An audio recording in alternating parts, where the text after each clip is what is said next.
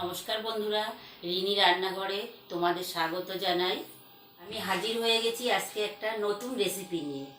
আমার হাতে তোমরা দেখে বুঝতেই পারছো আজকে কি হবে। আজকের রেসিপি হলো ওল চিংড়ি।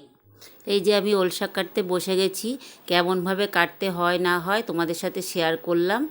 আমার ওল শাক কাটা রেডি। এবার চলো কিভাবে রান্না করতে হয় তোমাদের সাথে। গ্যাস জ্বালিয়ে কড়াইতে জল বসিয়ে দিয়েছি, তার মধ্যে একটু লবণ দেবো। তারপরে এই ওল শাক কাটাটা ছেড়ে দেবো। শাকটা এবার সেদ্ধ হবে।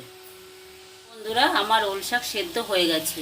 বন্ধুরা, ওল শাক চিংড়ি করতে কি কি উপকরণ লাগছে আগে দেখিয়ে দিই।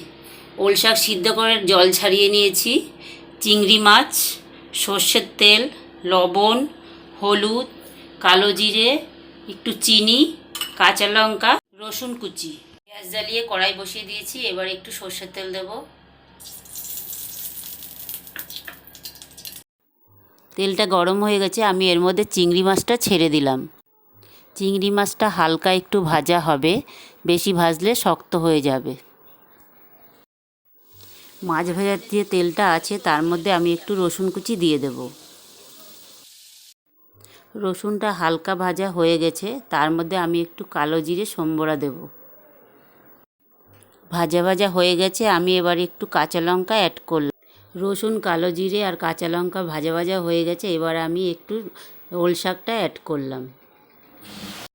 তার মধ্যে একে একে লবণ, হলুদ আর একটু চিনি দেব। চিনিটা যে যার স্বাদ মতন দেবেন, যেহেতু শাক সেহেতু একটু মিষ্টি লাগবে। আমি মাছ দেব যদিও, তাতেও একটু কম মিষ্টি লাগবে। এবার যে যার স্বাদ মতন দিতে পারবে। এবার আমি একটু ভালো করে নাড়িয়ে চাড়িয়ে চিংড়ি মাছটা দিয়ে দিলাম।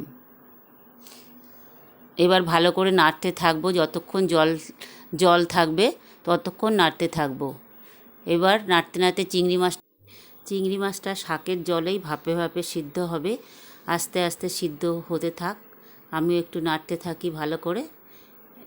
ভালোভাবে একদম জলটা শুকিয়ে গেছে। এবার আমার ওল শাকটা হয়ে গেছে।